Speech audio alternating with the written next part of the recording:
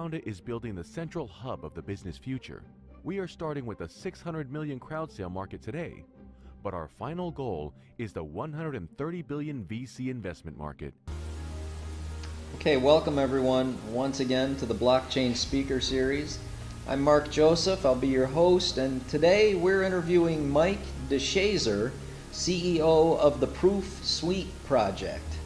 Now the Proof project has some exciting features, and if I've gathered it correctly, and of course I'll let Mike explain the problem that the project is trying to solve and the work they're doing, and talk about his team and their stage of development. But as I've gathered it, it's a real-life asset tokenization, facilitation platform, and also an actual coin creation platform and Ethereum smart contract platform. So very feature-rich. One of which is, I believe, unique: the ability to participate in an initial coin offering using coins sent from an exchange. The Proof project has an ICO in around 79 days, which I think is quite fortunate. You know, a lot of times we in the investor community learn of a project maybe 48 hours before or even during their ICO, and you know, sometimes we do end up missing out, which is unfortunate. The Proof project, the team has, I think, to their credit, done a good job of getting started talking with the investor community very early on. Not only by dedicating the time to get started talking with us here on this channel, but also by getting started building a thriving community in their Slack channel. So hopefully we in the community will get a good chance to get to know the project well ahead of time before decisions are actually required. So with that, I'll introduce Mike DeShazer, again CEO of the Proof project. Mike, if you could give us introduce yourself and tell us about the project a little bit, and we'll go from there. So yes, I'm Mike DeShazer. I'm CEO of Proof, and I work with a really great team. I'm really blessed to work with such a talented group here in South Korea, in Seoul. We're the three co-founders. We're all technical co-founders, and we strive to build accessible products around blockchain technology.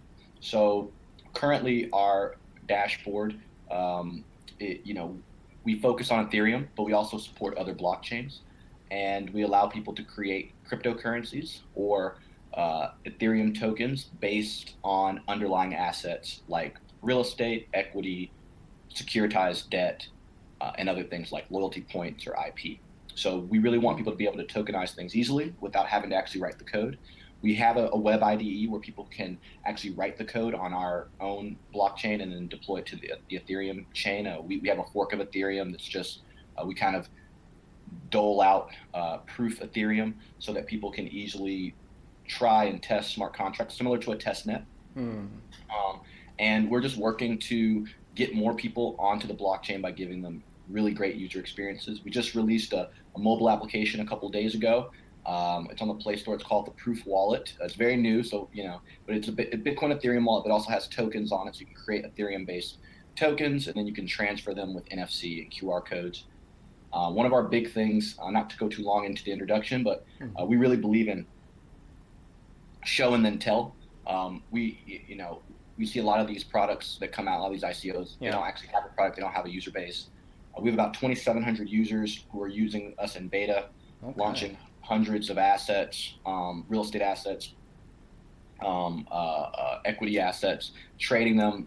We have a lot of lawyers in the community who are using our legal contract generator around tokenization of assets. So we hear about problems and then we focus on solving them through products. We don't really do services, but when someone comes with us and I have this great idea, we'll say, okay, hey, let's just incorporate it into our product.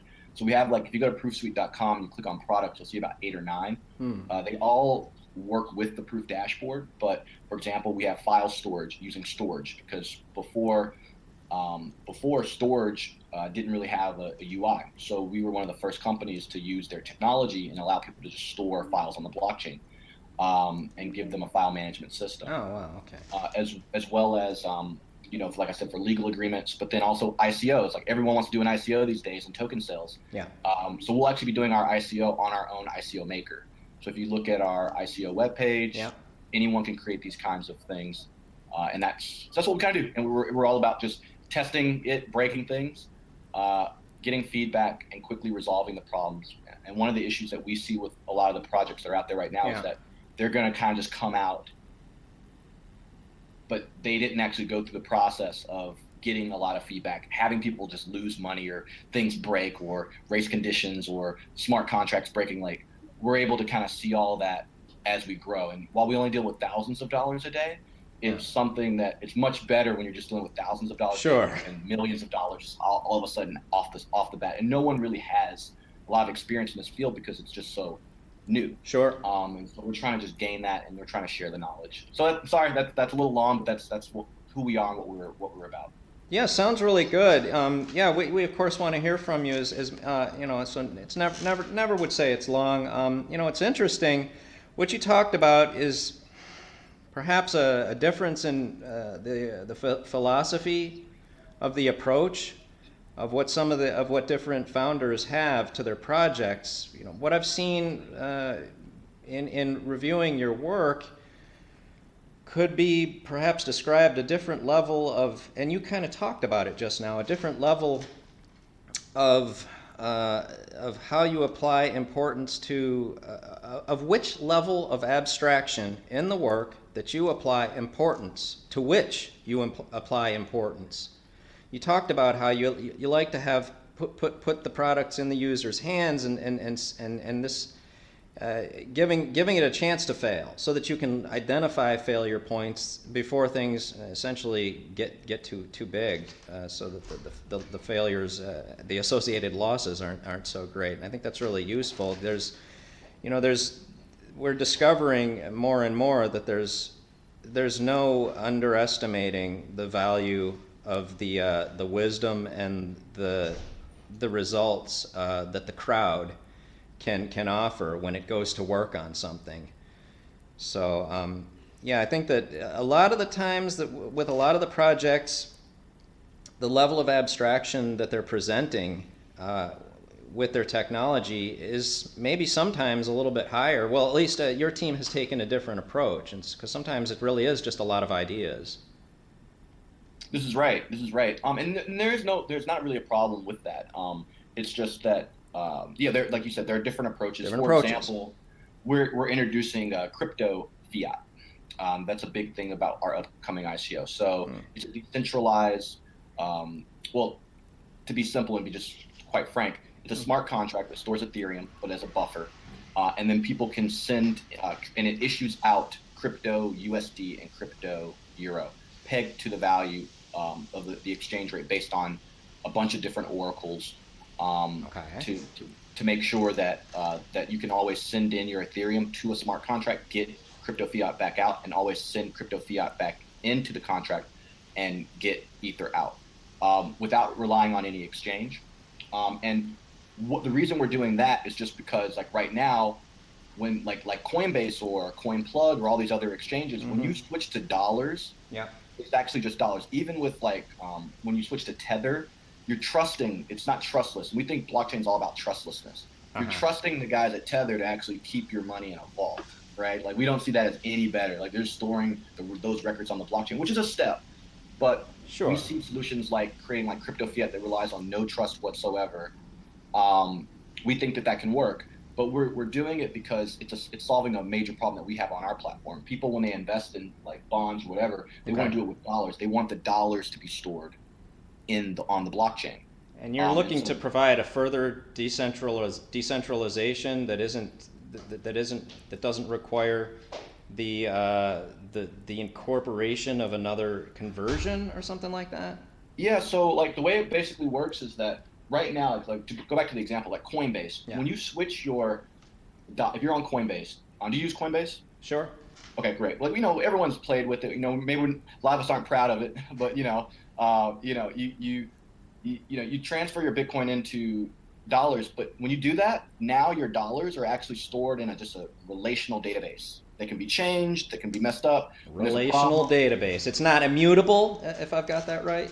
bingo. You're right. It's just a database, and now they're just storing. Now they're just a regular bank. And that's with like Bitstamp and all these other guys. We want to actually take the dollars and put them on the blockchain. Even with our thing, even with our project, we've had the issue where like something happened with the database, and like someone converted their Bitcoin to USD or Euro, and we're like, well, what happened to it? And so we're introducing just regular tracking of our USD and the Euro on the blockchain already, but we're going to take it a step further and make it so people don't actually have to trust us. We're building a system where we already have something that works, but we, like, for example, we pick which assets are featured based on like due diligence. We don't want to do that. So we've introduced a system that self-regulates itself to determine what is featured. And that's part of our AMP protocol. So we're just integrating things that, for example, we need to solve on our platform to make it so that, like, for example, let's say a government authority or someone wanted to step in and say, hey, people are buying and selling real estate. You can't do that. But we'd be like, well, there's no central point of failure. And that's what we're really trying to build. And we're trying to build a protocols where all these exchanges can operate like that, whereby there's nothing to take down. And everything is completely decentralized, and there's no central point of failure. We think that's really what the vision of the blockchain was, and we're just trying to help bring that forward. We don't see a lot of that happening right now, especially with big projects like IBM's centralized, Fabric and these private blockchains and things like that. Right. They serve a place. I just got out of a conference where we're talking about, like, they do definitely serve a place. Yeah. But a lot of the resources are going into that area. And then you do have the ICOs. They're trying to do interesting things like Bancor and these other 10x places. But a lot of the assumptions they have made are completely unsubstantiated, which is a problem. There's some complaints or some skepticism about the claims, sure.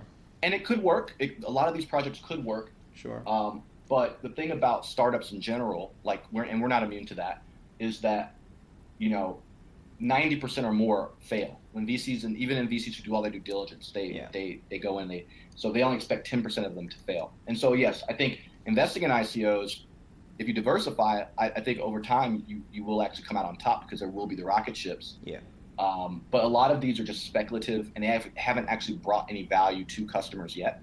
And I think that's something that we should see. Like I said, like for example, we're doing something new, like the AMP, self-regulatory credit scores on the blockchain, not based on trust. All these new areas that we're exploring to make our platform, but we're basing it off of somewhere. We didn't kind of create the problem. We gave people a solution to a problem they were having. Yeah. And then we saw, hey, people don't want this to ever be able to get shut down. People want to trust their investment. They want to be able to invest in someone who lives in Cambodia and see those opportunities and invest in a property. And so we introduced insurance that's decentralized and all those things to protect people. And it's kind of like a new economic model that will run outside of the current financial model. But in order for that to work, it can't be susceptible to interventions by centralized authorities. And that's what we're really working really working hard to do. And this is why we're doing our ICO in general, is because we want to get this thing out as quickly as possible and moving so that it's actually outside of the purview of us. And all the people who hold the tokens will always get the income from it, because we'll own many of the tokens. We're going to keep 50%, because that's how we plan to keep our whole business running off of the purchases of the crypto fiat, as well as the commissions in the prediction markets and some of the insurance aspects of it. But we want that to completely run on its own, and we're hoping to get there. But we'll see. And it's still an assumption. It could still fail tremendously. But we'd like to, at the very least, maybe even inspire other people who are working on projects to do things, to decentralize things more, to make things more trustless, and to actually get projects out there and get people testing on it that can lead to someone might see our thing and say, hey, I could do it better. And that's what we want to see. You've talked a lot about your team's values and belief systems, and I think that they're, as you talked about, they really are in alignment with what the original vision of the blockchain, what it is. And I think that a lot of folks, including myself, have a lot of appreciation for that. And this way that the work that you choose to do seems to have be based on pragmatism. There's a lot of practicality in what you choose to work on, and you're seeing that. I'm seeing that you're choosing components to build out that sort of align with the future vision effectively, so that when there are questions about how is it that this technology can function without these historical or legacy problems, that there's an answer to those kinds of objections, and it's across these various components that you're building. I think that's very strong. Well, thank you. I hope that we can, we definitely have a long way to go in making, exactly all the technical components more clear. The technology is there, explaining it, and also not only just the technology, but kind of, a new model that's completely decentralized is something that it's hard to explain. It seems a little bit high in the sky. Like I said, we just want to take it a step closer. That's our goal, and just keep iterating, because that's our thing. Just iterate. Build it, work it, iterate, keep going, iterate, see what fails, iterate, change, and be agile. Yeah, because from a conceptual standpoint, there are two, I suppose we could say there are two types of projects that have two very distinct levels of decentralization associated with them, and the one is Bitcoin, which could perhaps be considered to be truly decentralized. There probably is could be some arguments presented against that. But then there are all of the other projects where there is a CEO and others who do control the coins for the purpose of actually funding the ongoing operations, which certainly has some legitimacy. But what you're talking about in terms of getting your ICO out there and getting the platform, launching it and having it be live, so that you can be iterating and moving towards further levels of decentralization as a process, as a life cycle, which I think that you and your team must have a strong vision, or a legitimate or valid vision of what truly can, of how humankind truly can persist, because what we've seen is massive failures in legacy government and corporate ownership systems to provide for people, to provide for populations. So I would say that's to your credit. Well, there's a few, from an ideological standpoint, there's a few things. And I won't go deep into that because I know we don't have that much time, but I will say that I think that it's one of the big pieces is, or there are two sides. One piece is the fact that we like institutions because they're reliable. We do. We really do. We want government. That like there are the anarchists out there, but we want government.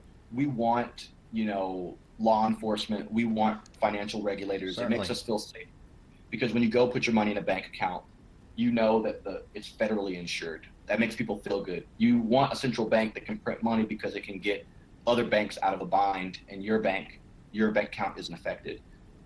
You want someone who's going to try to protect the property of your home.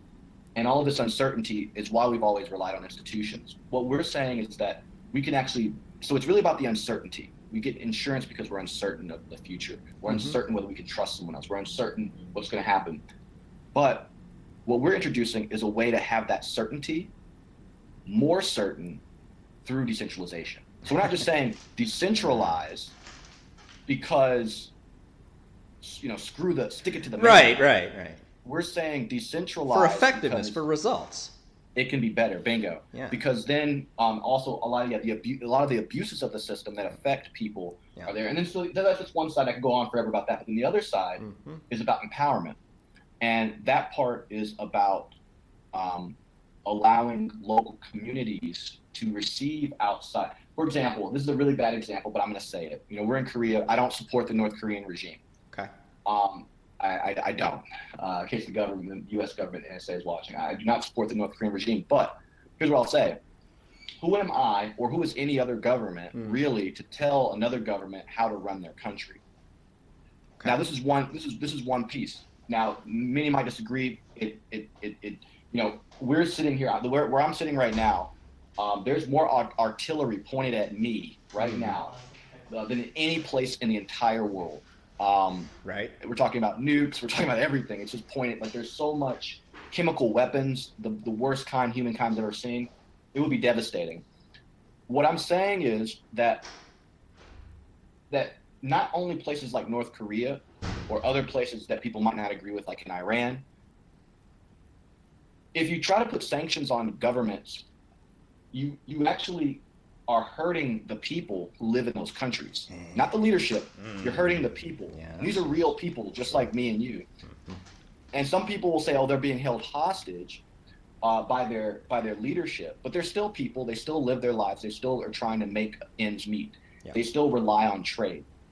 And with blockchain technology, what we have the ability to do is to actually empower those people still to be able to conduct their trade and perform investments. If you're in North Korea or somewhere else, you can actually invest in other places. Now people say, oh, anti-money laundering, terrorism, you're allowing them to invest their money. And we say, well, here's the thing.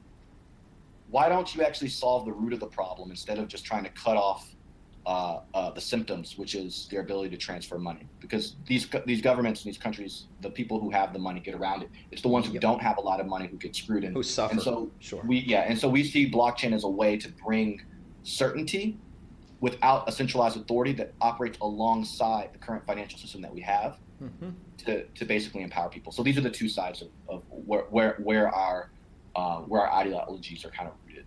Very well. It's inspiring, and also appears to be viable. You know, you're accounting for the realities of these governmental systems and the benefit. You know, having an appreciation without just having.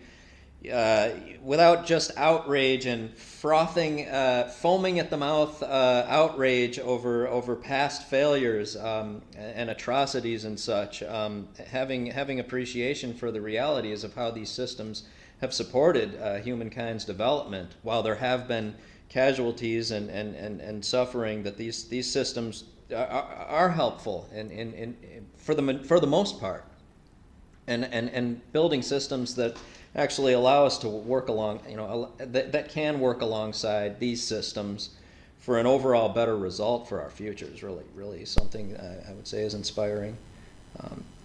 And Mike, we were just going to do a short interview today, but I would say the YouTube investor audience has a great deal of appreciation for when founders are able to because you're working so hard. The work you're doing, it's really amazing, and when you get a chance.